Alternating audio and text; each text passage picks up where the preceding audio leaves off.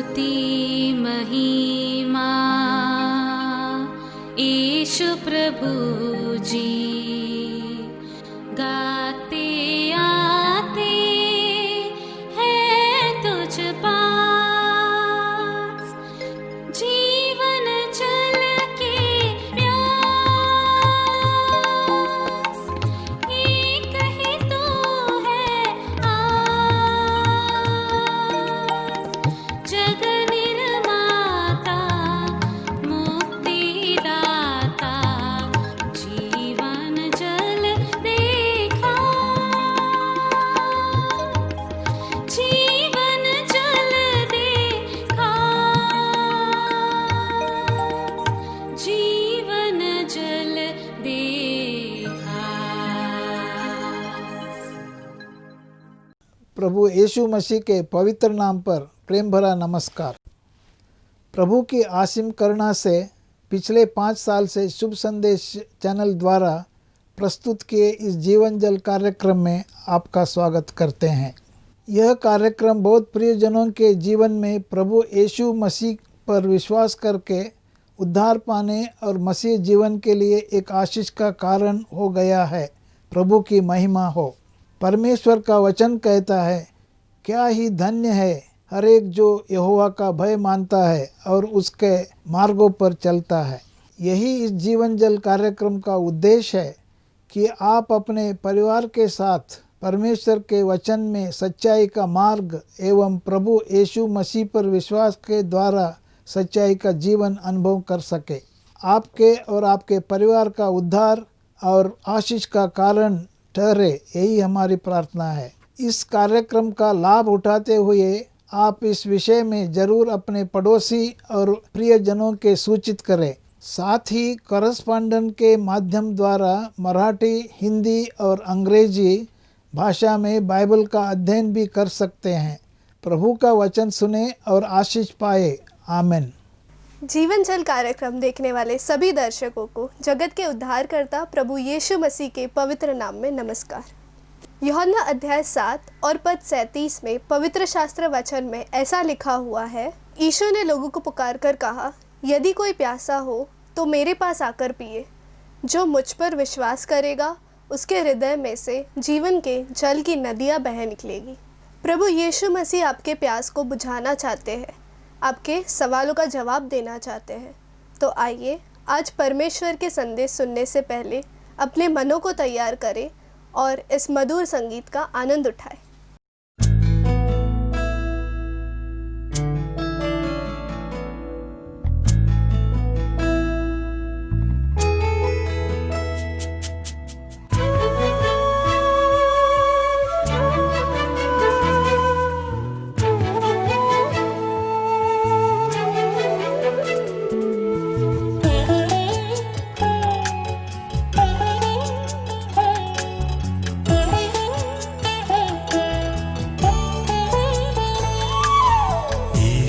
तुम्हें भुला रहा, एक नजर तू मोड़ लो, क्यों ये गुनाह लिए चले, इनको यहीं पर छोड़ दो। यीशु तुम्हें भुला रहा, एक नजर तू मोड़ लो, क्यों ये गुनाह लिए चले, इनको यहीं पर छोड़ दो।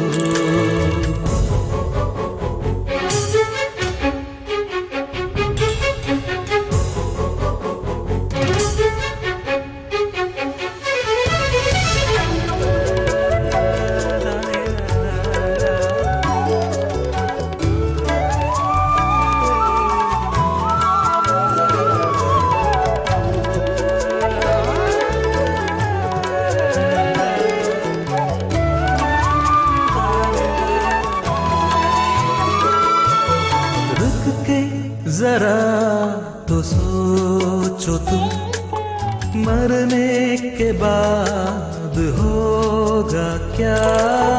रुक के जरा तो सोचो सोचो तुम, मरने के बाद होगा क्या। मिली तुम्हें ये जिंदगी, प्रभु को उससे दोगे क्या। ले लो तुम जिंदगी नहीं, नक्शे कदम भी मोड़ लो। ले लो तुम जिंदगी नहीं, नक्शे कदम भी मोड़ लो। यीशु तुम्हें बुला रहा, एक नजर तो मोड़ लो।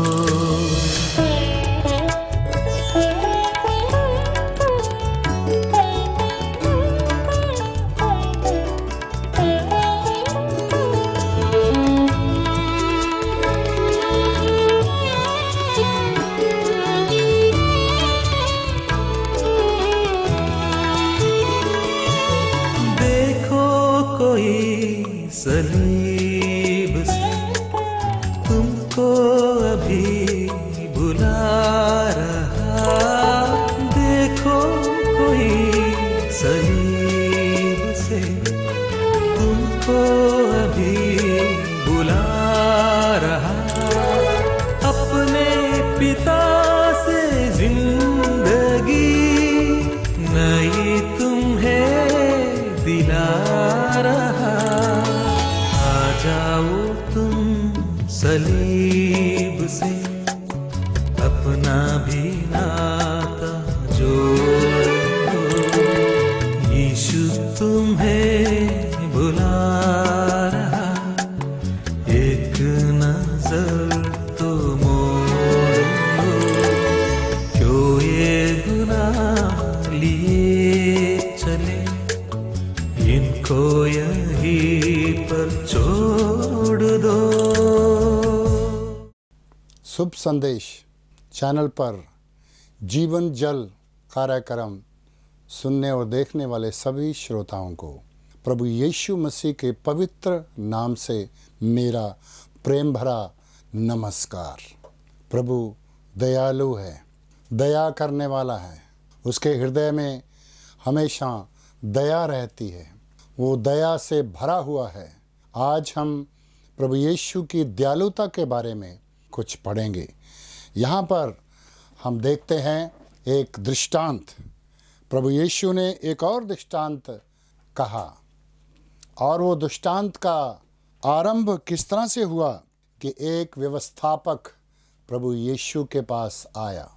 व्यवस्थापक मतलब व्यवस्थाओं को सिखाने वाला, प्रभु यीशु के व्यवस्थाओं को, नियमों को, हुक्मों का ज्ञान देने वाला। ज्ञानी है, पंडित है। जिस तरह से निकोदिमुस भी एक व्यक्ति ज्ञानी, पंडित और समझदार और सब बातों को जानने वाला, ज्ञान देने वाला एक व्यक्ति था।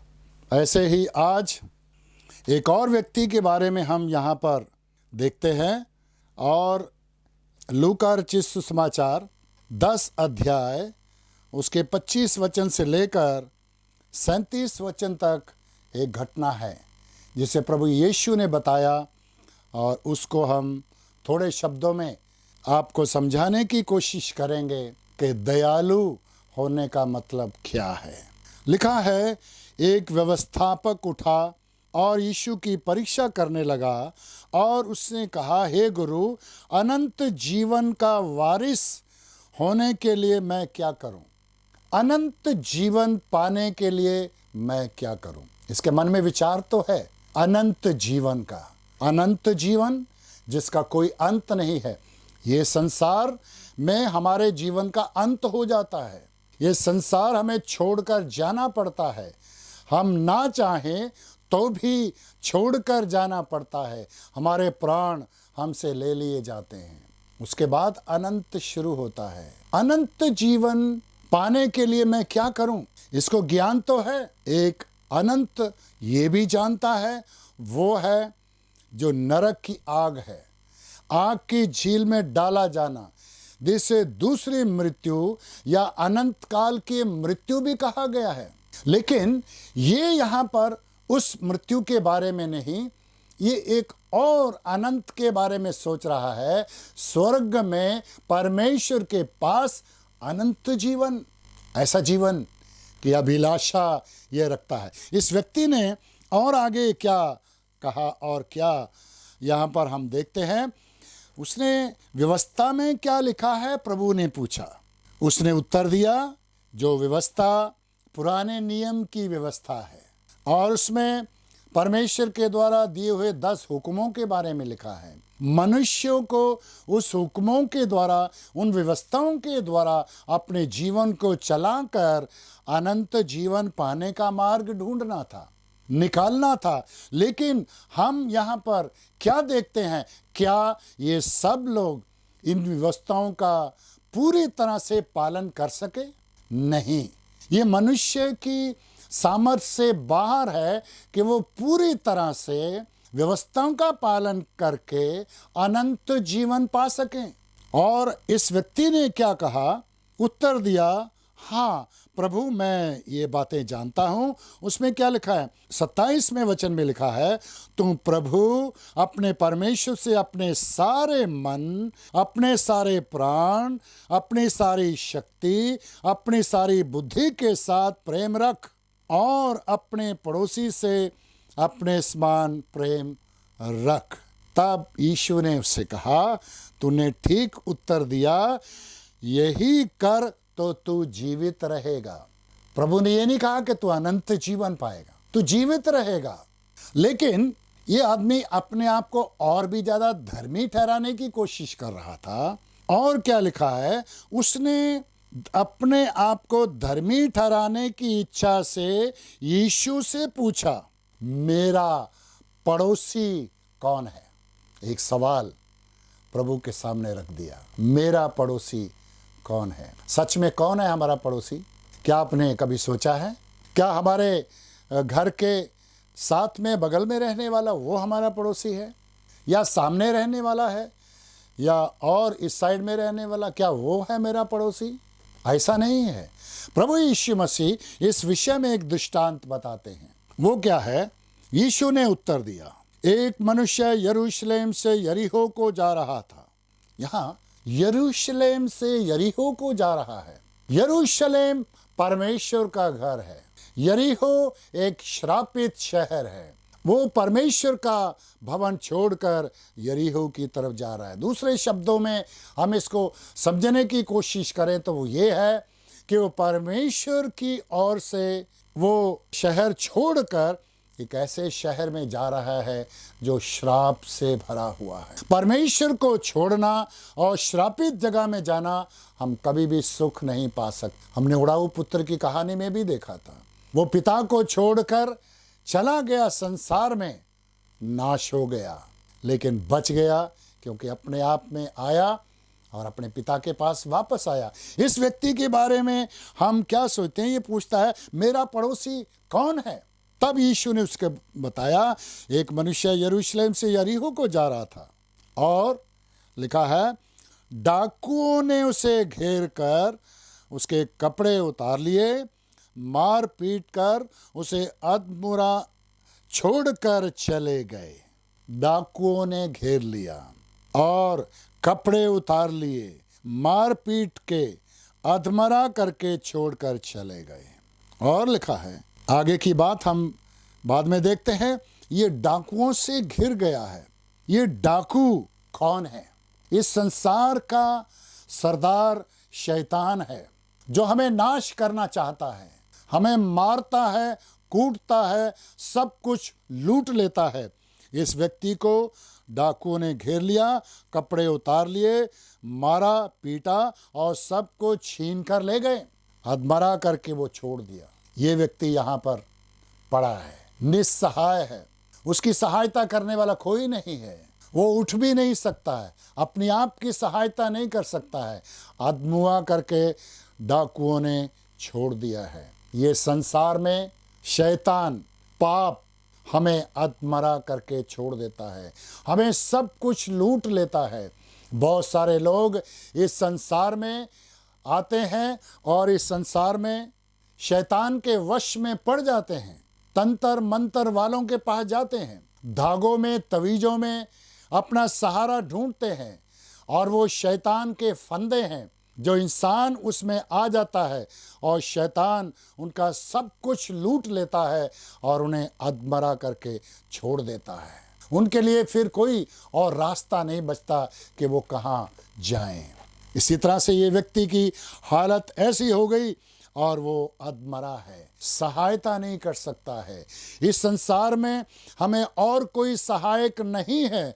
हमारी सहायता कौन कर सकता है? शैतान के सताए हुए, शैतान से दुखी लोग परेशान भटकते हैं, इस गुरु से उस गुरु के पास ये सहारा ढूंढते हैं कि उनकी अधमरी दशा में से वो बच जाएं।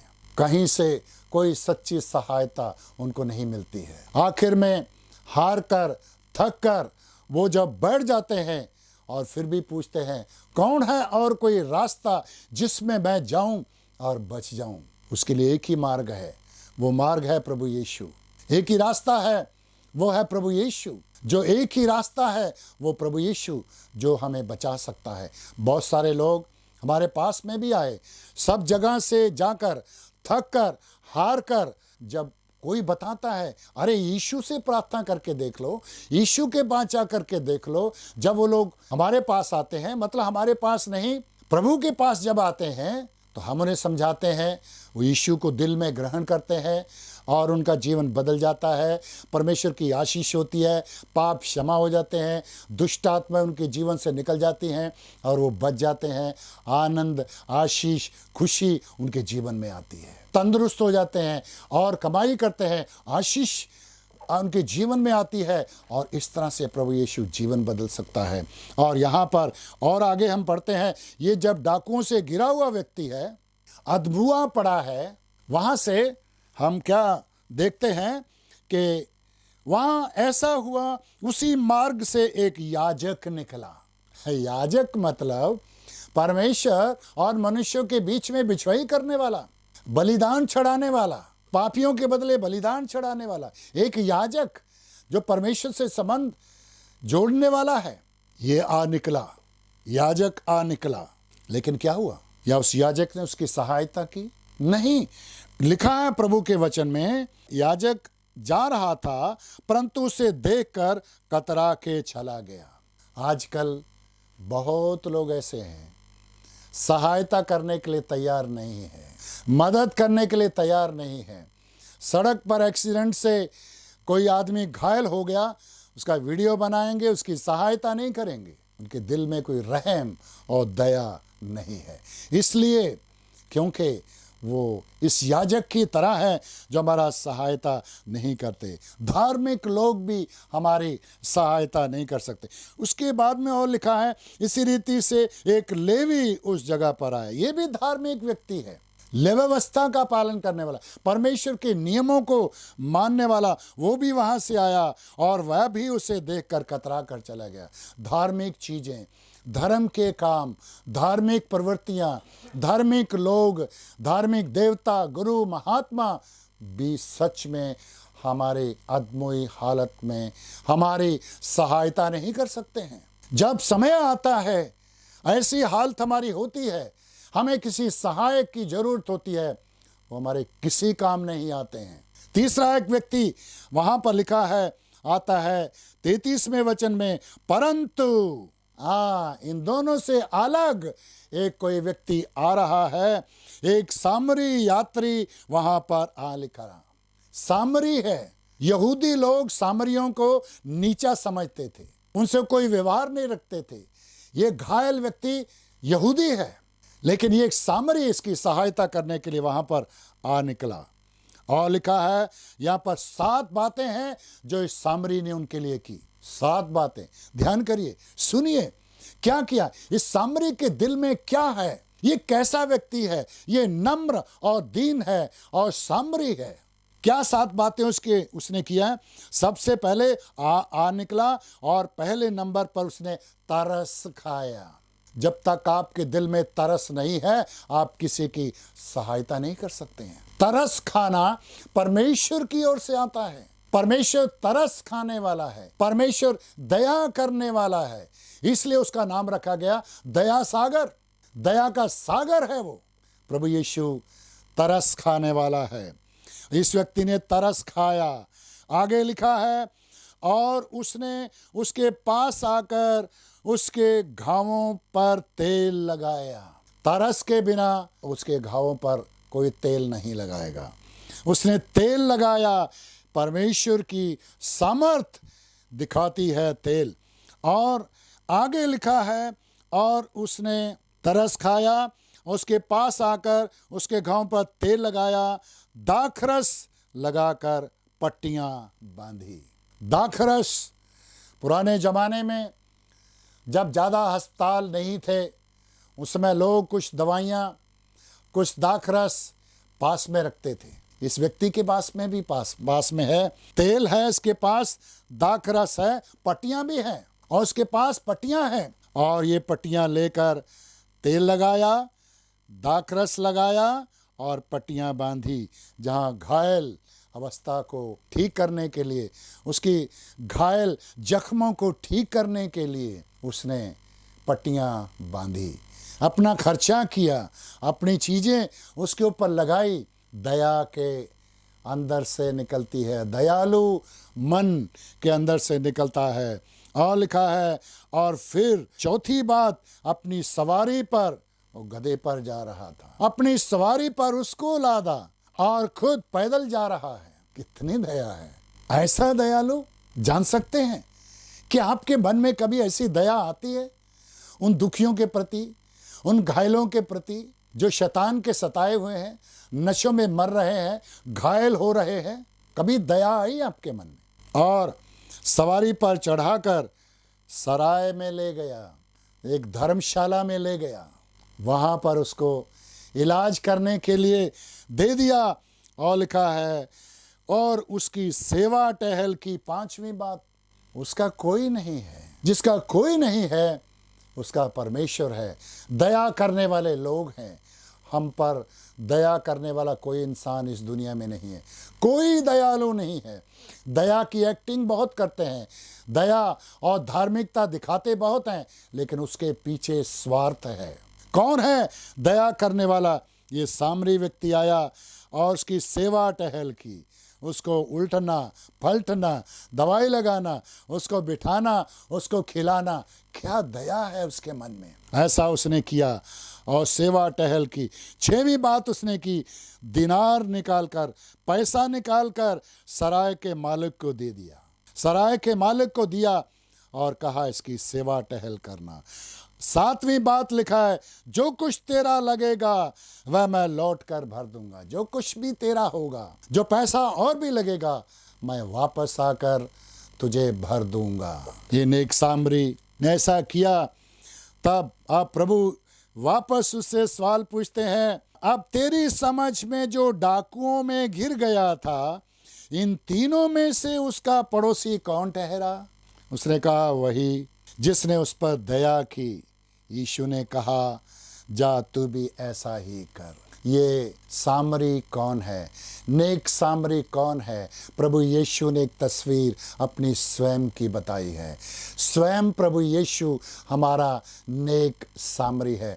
जो सामरी स्वर्ग से आया, दया से भरा है, बीमारों को चंगा कर रहा है, दुखियों के दुखों को दूर कर रहा है, लोगों के आंसू पोंछ रहा है, खुद पाप के कारण लोग जो मरे उनके लिए आंसू बहा रहा है और बीमारों को चंगा कर रहा है। ये दया का सागर प्रभु यीशु संसार में आया।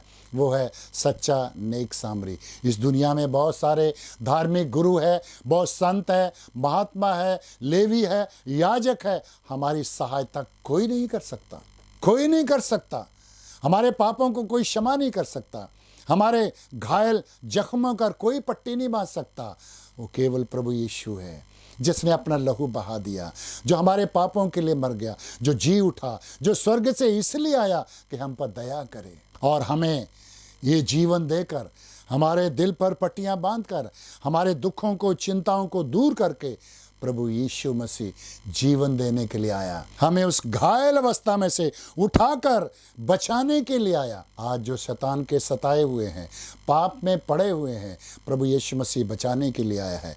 जो नशों में मर रहे हैं, जो इस संसार की जेलों में पड़े, उनको भी प्रभु यीशु मसीह आज़ाद करने के लिए इस संसार में आया। वो प्रभु यीशु मसीह दया का सागर, दयालु, सच्चा, नेक सामरी आपके पास खड़ा है। टीवी के माध्यम से प्रभु यीशु आपके पास खड़ा है। क्या आप उसे अपनाएंगे? वो आपको जीवन देना चाहता है, आपके जीवन को बदलना चाहता है, आपकी घायल अवस्था में से उठाकर प्रभु यीशु मसीह आपको बचाना चाहता है। जिस तरह से नेक सामरी ने कहा, मैं फिर आकर के भर दूंगा, प्रभु यीशु हमारे लिए बलिदान देकर मुर्दों में से जी उठकर स्वर्ग में चले गए हैं। एक दिन फिर आएंगे, हमें अपने साथ ले जाएंगे, सब दुख दूर हो जाएंगे, हम उसके साथ सदाकाल के लिए रहेंगे। उसके लिए एक ही मार्ग है, उसको अपनाने के लिए प्रभु यीशु मसीह पर विश्वास करिए, अपने हृदय में उसको बुलाइए। जितनों ने उसको ग्रहण किया, दिल में बुलाया, उसके नाम पर विश्वास किया, वो परमेश्वर के संतान होने का अधिकार उनको मिल गया। आज प्रभु यीशु आपको अधिकार दे सकते हैं, नया जीवन दे सकते हैं। प्रार्थना कीजिए, दिल में बुलाइए, विश्वास कीजिए, प्रभु आपको आशीष दे।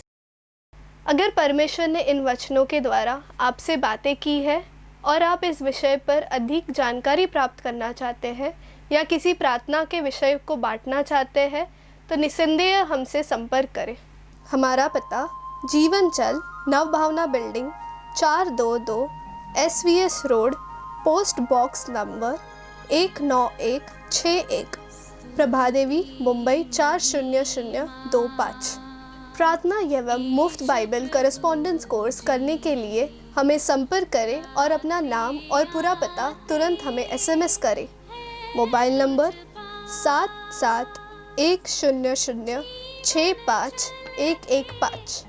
Email ID gospelbroadcast@yahoo.com।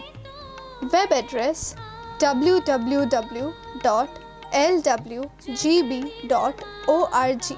YouTube address जीवन जल TV @YouTube। जीवन जल कार्यक्रम को हर सोमवार शाम 6:30 बजे, बुधवार शाम 6:30 बजे, शनिवार रात 9 बजे इसी चैनल पर देख सकते हैं। धन्यवाद।